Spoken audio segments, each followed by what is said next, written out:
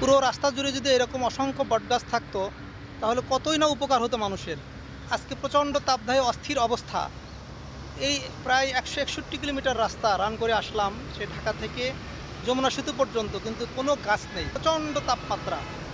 অথচ রাস্তার পাশে এই যে একবারে প্রাকৃতিকভাবে গড়ে ওঠা এরকম অসংখ্য বটগাছ, শুধু বটগাছ না, অনেক নাম জানা না জানা অসংখ্য গাছ কিন্তু রাস্তার পাশে ছিল, সেগুলো কিন্তু এই গাছ খেকোদের কবলে পড়ে কিন্তু এগুলো ধ্বংস হয়েছে। যদি এই গাছগুলো থাকতো তাহলে কিন্তু এই দেখেন, এই বটগাছের নিচে দাঁড়িয়েছি, মনে হচ্ছে কত ঠান্ডা প্রাকৃতিক সুন্দর পরিবেশ। দেখেন কত সুন্দর শান্তি এই বটগাছের নিচে দাঁড়িয়ে পাচ্ছি। পুরো রাস্তা জুড়ে ভয়াবহ তাপমাত্রা, প্রায় মরুভূমির কাছাকাছি। এই তাপমাত্রায় মানুষের জীবন কিন্তু অতিষ্ঠ, কোনোভাবেই জন্য টেকা যাচ্ছে না, একবারে টেকা মানে মানুষের মানে কি বলবো, যে এত দুরবস্থা তার বলার মতো না। কিন্তু এই দুরবস্থার জন্য কি প্রকৃতি দায়ী না মানুষ দায়ী, এই প্রশ্নটা এখন কিন্তু আমাদেরকে ভাবতে হবে। এই দুরবস্থার জন্য কিন্তু সম্পূর্ণভাবে আমরাই দায়ী। আমরা তো গাছ কাটতে পারলে যেন খুবই খুশি হই আমরা, মানে গাছ কেন রাস্তায় পাশে উঠেছে আর গাছ কেন রাস্তার পাশে এত গাছগাছালি থাকবে, এটা যেন আমাদের মাথা ব্যথার অন্যতম কারণ। এই দেখেন পুরো 161 কিলোমিটার ঢাকা থেকে এই রংপুর বগুড়া হাইওয়ে সিরাজগঞ্জ রোড পর্যন্ত কিন্তু চরম দুরবস্থা। অসংখ্য অ্যাক্সিডেন্ট কিন্তু আমি দেখে এসেছি, যেগুলোতে শুধুমাত্র টায়ার বাস্ট না, এই সময় কিন্তু এত প্রচণ্ড তাপমাত্রা, প্রায় মরুভূমির কাছাকাছি 135 থেকে 128 ডিগ্রি, আবার কোথায় কোথায় 140 ডিগ্রিও কিন্তু দেখা গিয়েছে। এই যে প্রচণ্ড ভয়াবহ তাপমাত্রা, মানে বাতাস পর্যন্ত প্রচণ্ড গরম, এই তাপমাত্রার জন্য কিন্তু সম্পূর্ণভাবে আমরাই দায়ী। এই যে এই হাইওয়ে রাস্তার আশেপাশে এত গাছগাছালি ছিল একটা সময়, যে আপনি যারা সেই সময়ে যাতায়াত করেছেন দেখেছেন যে কি সুন্দর শান্তি ছিল, বাতাসটা ছিল ঠান্ডা। আর এখন দেখেন সেই একই রাস্তা, প্রচণ্ড তাপদাহ গরম। এখন তো প্রায় বিকালের কাছাকাছি, তবুও কিন্তু তাপমাত্রা একটু কমেনি।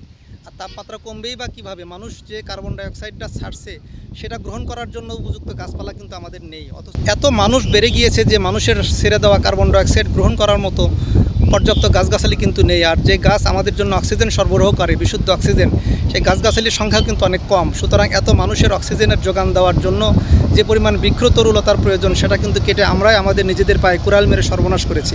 এখনও সময় আছে, আমরা কিন্তু ইচ্ছা করলে আমাদের বাড়ির আশেপাশে থেকে আরম্ভ করে রাস্তার আশেপাশে গড়ে ওঠা সব জায়গায় সামাজিক বনায়ন করতে পারি। ভূমি খেকো অথবা গাছ খেকোদের কিন্তু কোনো মনিমান নেই, এদের কিন্তু চিন্তা চেতনাও নেই, এদের ভিতরে সেই জ্ঞানটুকুও নেই। এদেরকে হয় উপযুক্ত শিক্ষা দিতে হবে, অথবা আইনের মাধ্যমে আইনগত ব্যবস্থা সরকার গ্রহণ করবে বলে আমরা বিশ্বাস করি। না হলে সামাজিকভাবে আমরা তাদেরকে বয়কট করতে পারি। আমরা তো কত কিছুতেই না বয়কট করি, যেগুলোতে বয়কট করার প্রয়োজন নেই সেগুলোতেও আমরা বয়কট করি। অথচ যেটা বয়কট করা সবচেয়ে বেশি প্রয়োজন নিজের জীবনের জন্য, আগে আমি তো বাঁচবো, তারপরে না অন্য চিন্তা করব। কিন্তু আমি আমার বাঁচার জন্য যে সব বয়কটটা প্রয়োজন, সেই বয়কট থেকে কিন্তু আমরা অনেক দূরে সরে রয়েছি। সুতরাং আসুন আমরা সামাজিকভাবে এই সমস্ত গাছ খেকো ভূমি খেকোদের বয়কট করি, এবং সামাজিক বনায়ন এবং গাছপালা যাতে বেড়ে উঠতে পারে সেই জন্য আমাদের যথাযথ ভূমিকা আমরা পালন যদি না করি, তাহলে আমি আপনি তো বটেই, ভবিষ্যৎ প্রজন্মের জন্য কিন্তু ভয়াবহ দুরবস্থা অপেক্ষা করছে। রাস্তার পাশে গাছ জায়গায় কিন্তু পড়ে আছে, সরকারি জায়গায় পড়ে আছে, শুধুমাত্র গাছ খেকোদের অত্যাচারে এই সমস্ত জায়গায় কিন্তু কোনো গাছগাছালি হয় না। যাই বা দু একটা হয়, সবগুলা কিন্তু তারা সময়ের আগে কেটে ফেলে, ধ্বংস করে ফেলে। সুতরাং আমাদের এই যে প্রচণ্ড তাপদাহ থেকে শিক্ষা নিতে হবে।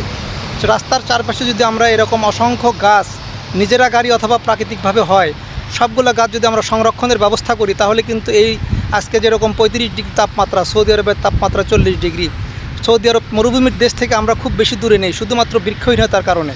সুতরাং বৃক্ষের যে প্রয়োজনীয়তা, এটা কিন্তু এই তাপদাহ থেকে আমাদেরকে শিক্ষা নিতে হবে। এবং শুধু শিক্ষা নিলেই হবে না, আমি এদের মধ্যে বলেছিলাম সবাইকে যে যারা বাড়িতে যাবেন সবাই যেন অন্তত 5টি করে গাছ তাদের নিজস্ব জায়গায় লাগিয়ে তারপরে যেন বাড়ি ত্যাগ করেন।